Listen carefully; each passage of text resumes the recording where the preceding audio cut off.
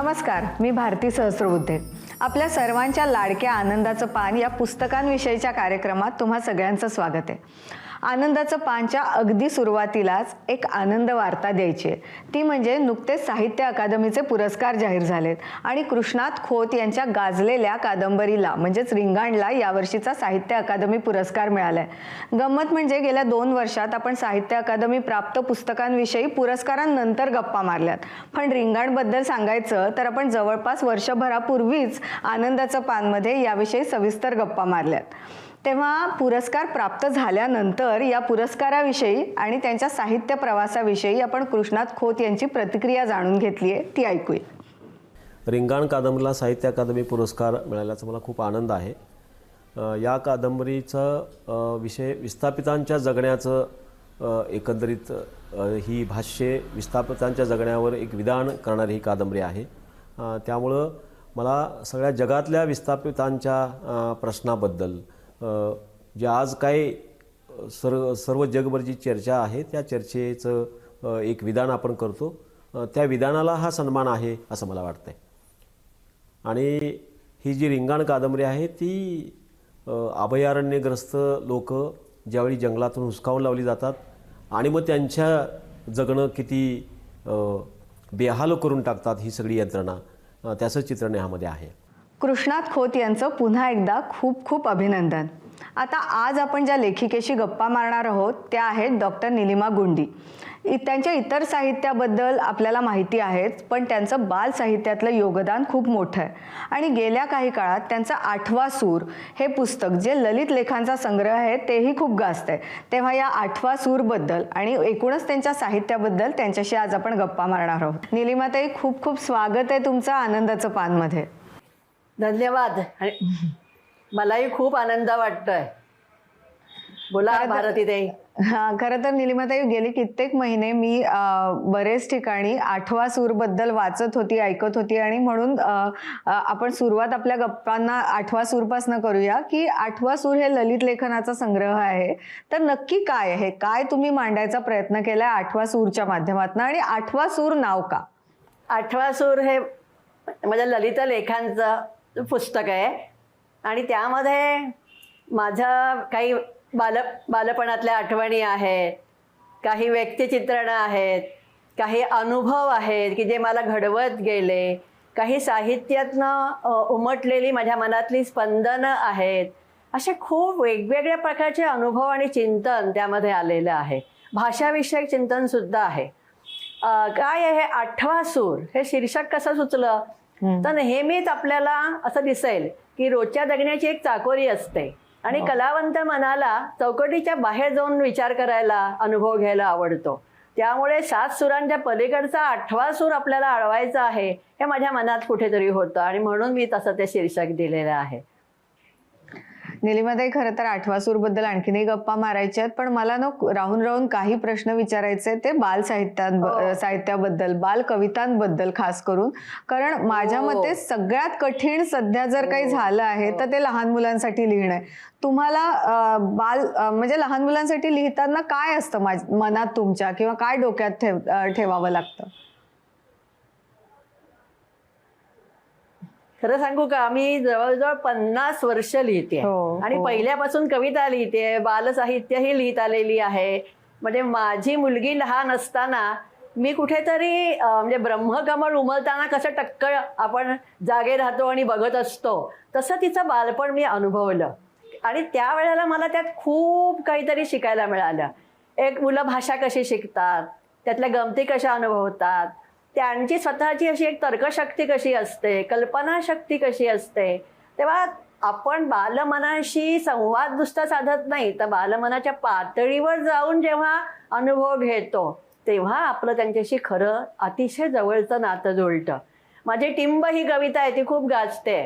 तर ती टिंब कविता म्हणजे मी मुलांच्या मनामध्ये भाषेकडे पाहतांची जी कुतूहलाची दृष्टी असते ती कुठेतरी आत्मसात केली आणि मला ते टिंब जे आहे, अनुस्वार, पूर्णविराम, ह्यामध्ये एक खोडकर मूलच दिसायला लागलं आणि त्यातून ती कविता स्फुरलेली आहे. कितीतरी माझ्या कविता, म्हणजे माझा आभाळाचा फळा हा पहिला संग्रह आहे, तो 1992चा आहे, त्याला राज्य पुरस्कार मिळाला. मग काना मात्रा आहे 96 सालचा, त्यालाही राज्य पुरस्कार मिळाला. आणि आता मी भाषेची भिंगरी हे पुस्तक लिहिलंय. आणि त्या पुस्तकात तर मी मुलांना भाषेतल्या गमती कशा सांगायच्या, म्हणजे व्याकरणाचा बागुलबोवा न करता भाषेमध्ये कसं त्यांना कुठेतरी आकर्षित करायचं ह्याची वाट शोधली आहे. आणि ते मला फार म्हणजे लिहिताना खूप आनंद वाटलाय. खूप लिहिलंय मी मुलांसाठी. म्हणजे बिचारा माऊस हा कवी म्हणजे खूपच कविता संग्रह आहेत. म्हणजे 5-6 आहेत. रंगांचा थवा, देव मासा, अक्षरांचा देव हे कथासंग्रह आहेत. नंतर वाऱ्यावर स्वार आहे. पुष्कळ लिहिलंय मुलांसाठी मी. आणि अजूनही लिहिते. नवीनही पुस्तकं लिहिली आहेत आत्ताच्या आत्ता. यमकांची शिडी असा एक नवीन कविता संग्रह येईल माझा. यमकांची शिडी. नाही, पण निलिमाताई, आपण तुमच्या बालकवितांबद्दल बोलतोय. मला कल्पना आहे की खूप साहित्य तुम्ही लहान मुलांसाठी लिहिलंय. टिंब कवितेचा आता उल्लेख झालाय, जी जिकडे तिकडे म्हटली जाते कविता.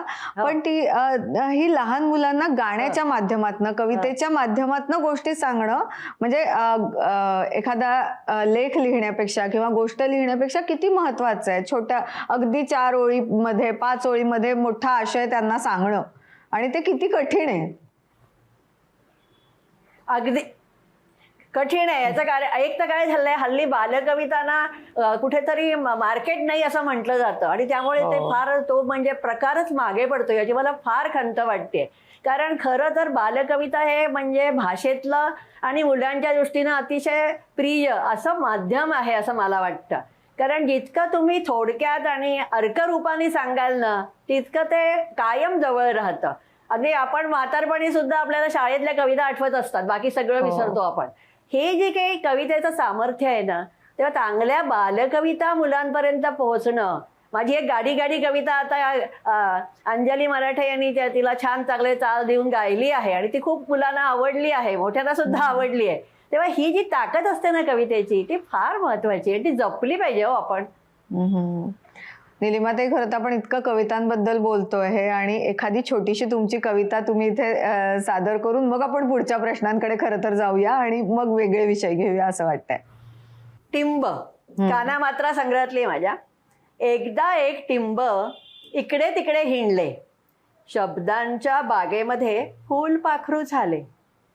नदीचा केला नंदी, माडीची केली मांडी, बाबूचा केला बांबू, कुडीची केली कुंडी, शेडीची झाली शेंडी, अग झालं अंग, भाडे बनले भांडे, रोग बनला रंग. हिंडून हिंडून असे टिंब अगदी दमले, हिंडून हिंडून असे टिंब अगदी दमले. वाक्याच्या शेवटी येऊन पूर्णविराम बनले, वाक्याच्या शेवटी येऊन पूर्णविराम बनले. खरं तर या कवितेच्या निमित्ताने आपण आता भाषेकडे वळतोय निलिमाताई, आणि भाषाविषयक खूप विचार महत्वाचे तुम्ही मांडत असता कायम. तर त्याबद्दल मला जाणून घ्यायला आवडेल की आत्ताच्या काळात म्हणजे खरं तर साहित्य निर्मिती खूप होते आहे मराठी भाषेत, पण आपल्याला समाजात जे दिसतं ते पाहता आपल्याला भाषेबद्दल काय विचार केला पाहिजे, काय तुमचा काय विचार आहे की कुठे चालली आपली मराठी भाषा? काय आहे, भाषा ही खरं समाजाला जोडणारा सांस्कृतिक बंध आहे आणि तो बळकट राहण्याची फार गरज आहे. म्हणजे आपण मनाने एकत्र येऊ शकतो भाषेच्या प्रश्नावर आणि यायला हवं असं मला वाटतं. काय आहे, भाषा म्हणजे आपला इतिहास आहे आणि भविष्य सुद्धा आहे समाजाचं, आणि त्यामुळे एक सातत्याची जगण्यातली कल्पना जी आहे ती भाषेच्या माध्यमातून आपल्याला येते. माझ्या मते भाषा ही माणसाची मूलभूत चौथी गरज आहे. कारण आपण मनात जे विचार करत असतो ते काही ते अमूर्त असतात, ते भाषेच्या माध्यमातूनच व्यक्त होतात. म्हणजे एका बाजूनी भाषा ही समाजामध्ये कुठेतरी माध्यम आहे, साधन आहे, पण व्यक्तीच्या भावजीवनात ती अतिशय अस्तर आहे असं मला वाटतं. इतकी ती मूलभूत आहे आणि ह्या दोन्ही पातळ्यांवर भाषेकडे पाहायची दृष्टी अधिकाधिक प्रगल्भ झाली पाहिजे. ती प्रगल्भ होणं हे फार गरजेचं आहे असं मला वाटतं. खरं तर एक खूप महत्वाचा विषय निलिमाताई या निमित्ताने तुम्ही मांडलेला आहे. पण आता ज्या पद्धतीचं वेगवेगळं लिखाण तुम्ही करताय, आम्हाला नक्कीच उत्सुकता आहे की पुढे काय, आपण आज या गप्पांच्या निमित्ताने तुमच्या बऱ्याच पुस्तकांविषयी बोललो, किमान नावं सांगितली गेली. पण पुढे काय, सध्या तुमचा कशावर अभ्यास सुरू आहे, लहान मुलांसाठी तुम्ही काय लिहिताय, याबद्दल जाणून घ्यायला आवडेल. एक म्हणजे लहान मुलांसाठी मी भाषेची भिंगरी जसं लिहिलंय तसा पुढचा भाग त्याचा लिहिते आहे, म्हणजे तो लिहून तयार आहे माझा. दुसरं कविता संग्रह सांगितलं, जमकांची शिडी आहे, तो आगामी आहे. आणि मी मुख्य मोठं एक चांगलं काम माझ्या हातून घडलं असंच म्हणते मी, की महाराष्ट्र साहित्य पत्रिकेतल्या 20व्या शतकातले जवळजवळ 80हून जास्त अंक असतील, त्यातल्या निवडक लेखांचा खंड अक्षरधन हा मी पूर्ण करून दिलाय आणि तो लवकरच प्रकाशित होईल. तो 1000हून जास्त पानांचा आहे आणि त्याचे अनेक विभाग करून त्या प्रत्येक विभागाची प्रस्तावना, मूळ प्रस्तावना सगळ्या ग्रंथाला, असं ते काम मी इतक्या आनंदाने केलं. कारण खूप अक्षरशः ते अक्षरधन आहे, शब्दशः अक्षरधन आहे ते. आणि त्यातून आपल्या सगळ्यांना म्हणजे व्याकरणाला सुद्धा नवीन दृष्टी येईल अशा प्रकारे आहे. म्हणजे आपले भाषिक सामाजिक प्रश्न तर सोडाच, पण आपले व्याकरणातल्या आजच्या सुद्धा काही शंका आहेत ना, त्याचा त्यांनी विचार केलेला आहे त्या काळातल्या लोकांनी खूप गंभीरपणे. असं एक त्यातलं वैचारिक एक देवाणघेवाण खूप खोल अशा प्रकारची त्यात पाहायला मिळते. आणि ते काम महत्वाचं आहे माझ्याकडनं झालेलं आता. नाही, खरंच सातत्यानं चालू आहे माझं लेखन. नाही निलिमाताई, खरंच म्हणजे आम्ही तुमची पुस्तकं वाचत आलोय. बालसाहित्याच मध्येही सतत तुमच्या पुस्तकांचं नाव पुढे येत असतं आणि तुम्ही अशाच पद्धतीने वेगवेगळ्या विषयांवर लिहित राहावं, आम्हाला आणखीन समृद्ध करत राहावं, त्यासाठी तुम्हाला खूप शुभेच्छा. आणि आज आनंदाचं पानमध्ये तुमच्या साहित्याबद्दल तुम्ही इतकं सविस्तर बोललात, त्यासाठी खूप खूप आभार. तुम्हालाही माझे धन्यवाद आणि एबीपी माझा या वाहिनीलाही माझ्या मनापासून धन्यवाद आहे. नमस्कार. आपल्या या पुस्तक गप्पा गेली 2 वर्ष सुरू आहेत आणि आता आणखी 1 वर्ष सरत आहे. तेव्हा गेल्या वर्षातली सर्वात लक्षवेधी आणि लोकांना आवडलेली पुस्तकं कोणती हे जाणून घेऊया असा आम्ही एक विचार केलाय. 2023 या वर्षातली महत्वाची आणि वाचक प्रिय 12 पुस्तकं कोणती याविषयी सांगतायत राजहंस पुस्तक पेठेचे संजय भास्कर जोशी. रसिक हो, नमस्कार. मी संजय भास्कर जोशी, राजहंस पुस्तक पेठ या पुण्यातल्या पौड रोडवरच्या भव्य ग्रंथदालनातून बोलतोय. नेहमीप्रमाणे तुम्हाला सध्या जी पुस्तकं प्रचंड मोठ्या प्रमाणात वाचली जात आहेत, मोठी मागणी आहे, अशा पुस्तकांविषयी सांगायला आलो आहे. पण आजचा भाग विशेष आहे, खास आहे. याचं कारण आज आपण 2023 या संपूर्ण वर्षातल्या खूप मागणी असलेल्या पुस्तकांचा आढावा घेणार आहोत.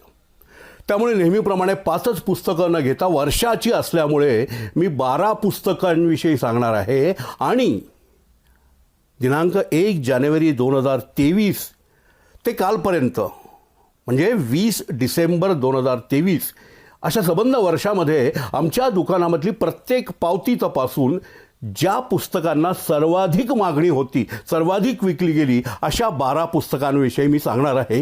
ही राजहंस पुस्तक पेठेतली 12 बेस्ट सेलिंग बुक्स आहेत, सर्वाधिक मागणी असलेली. तर मित्र हो, मला अतिशय आनंद होतो की या यादीमध्ये पहिल्या क्रमांकावरती आहे ते म्हणजे नदीष्ट.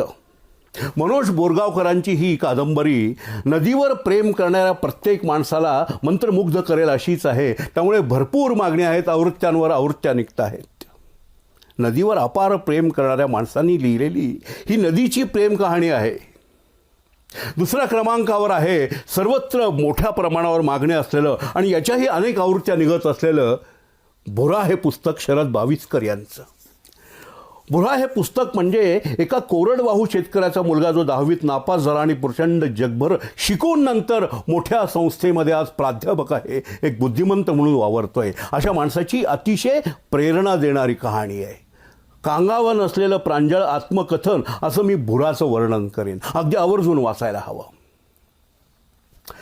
तिसऱ्या क्रमांकावर जे पुस्तक आहे ते खरं तर गेली 6-7 वर्ष कायमच बेस्ट सेलिंग यादीत आहे. मुरलीधर खैरनार या आमच्या मित्राचं शोध हे ते पुस्तक. मागच्या वर्षातही प्रचंड मागणी होती आणि भरपूर मोठ्या प्रमाणात वाचलं गेलेलं पुस्तक. या पुस्तकाविषयी मी एक गोष्ट आवर्जून सांगेन की आमच्याकडे कुणी विचारत आला की सर हे आम्हाला एक गिफ्ट द्यायचं आहे पुस्तक आज, तर मी या पुस्तकाची शिफारस डोळे झाकून करतो.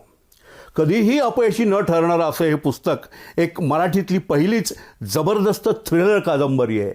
मुरलीधर खैरनार यांचं शोध जरूर वाचायला हवं. अगदी किंचित संकोचाने पुढचं पुस्तक सांगणार आहे, पण आता माझ्या संख्याशास्त्रीय विश्लेषणानुसार जी पुस्तकं आली आहेत त्यांचीच नावं तुम्हाला सांगतोय, कारण पुढचं पुस्तक हे संजय भास्कर जोशी यांचं पडद्यावरचे विश्वबान हे पुस्तक आहे.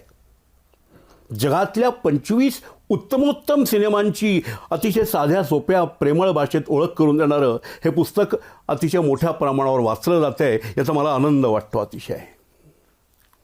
त्यानंतरचं पुस्तक आहे ते गेली 6-7 वर्षच काय, पण गेली अनेक दशकं लोकांमध्ये अतिशय लोकप्रिय आहे. ते मागच्या वर्षात हे अधिक मागणी असलं होतं, ते म्हणजे एक होता कार्व्हर. वीणाताई गवाणकरांनी हे पुस्तक लिहून मराठी वाचकांची मोठीच सोय केली, कारण अनेक तरुणांचं आयुष्यात पहिलं वाचलेलं उत्तम पुस्तक हेच असतं, एक होता कार्व्हर वीणा गवाणकर यांचं. पुढचं पुस्तक फार इंटरेस्टिंग आहे. मित्र हो, जसा मी तुमच्याशी आत्ता संवाद साधतोय, माणसं एकमेकांशी बोलतात, संवाद साधतात, तसं झाडं देखील एकमेकांशी बोलतात, संवाद साधतात. याचं संशोधन करून लिहिलेलं पुस्तक the hidden life of trees हे अतिशय लोकप्रिय ठरलं मागच्या वर्षात. हे खूप लोकांनी वाचलं केलं. गुरुदास नुलकरांनी याचा अनुवाद केला आहे आणि हे पुस्तक खूप लोकांनी वाचलं, खूप लोकांना आवडलं, the hidden life of trees. त्यानंतरचं पुस्तक आहे, त्याला साहित्य अकादमी पुरस्कार मिळाला, बालसाहित्यातला अतिशय लोकप्रिय ठरलेलं असं, ते म्हणजे संगीता बर्वे यांचं पियूची वही. मी यावेळी मुद्दामूनच बालसाहित्याला यातनं बाहेर टाकलेलं नाही आहे, तर जे प्रचंड मागणी असलेलं आहे, खूप वाचलं गेलं आहे, म्हणजे संख्याशास्त्रीय विश्लेषणानुसार जे आलं आहे ते आलं आहे, असं हे पियूची वही हे पुस्तक अतिशय लोकप्रिय ठरलं आहे. पुन्हा एकदा संकोच वाटतोय मला की संख्याशास्त्रानुसार पुढचं पुस्तक संजय भास्कर जोशी यांचं मोबाईल गँग हे आहे. याच्यामध्ये दिसत आहेत ते सिद्धू सॅमसंग, मंटू मोटोरोला आणि निक्की नोकिया अशा तिघांची ही मोबाईल गँग, ती जी काही धमाल करते, अनेक रहस्य सोडवते, त्याच्या या धमाल गोष्टी आहेत मोबाईल गँग. त्यानंतर पुस्तक एका अतिशय ज्येष्ठ गानतपस्व्याने लिहिलेलं आहे आणि खरंच त्याला खूप मागणी आहे. लोक अतिशय कुतूहलानं उत्सुकतेने वाचतायत. ते म्हणजे सत्यशील देशपांडे यांचं गान गुणगान.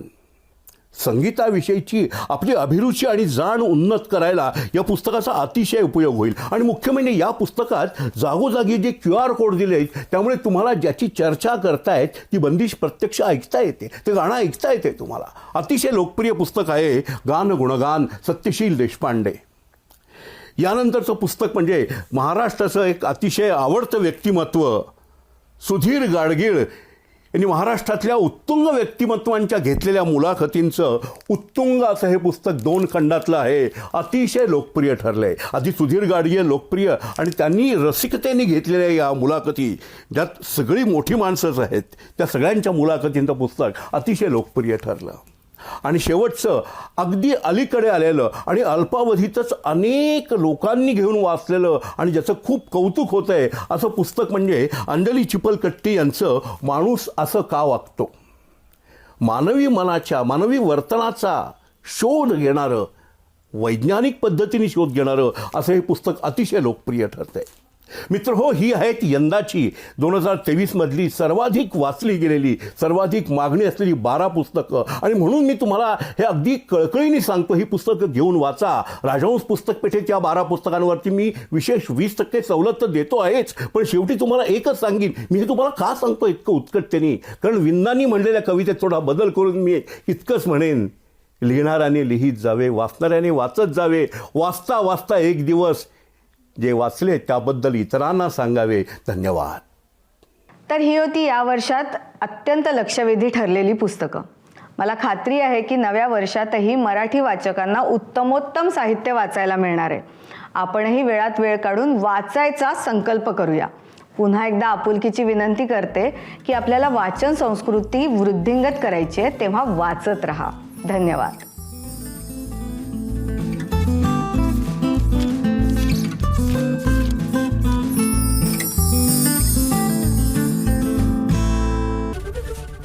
एबीपी माझा, उघडा डोळे बघा नीट.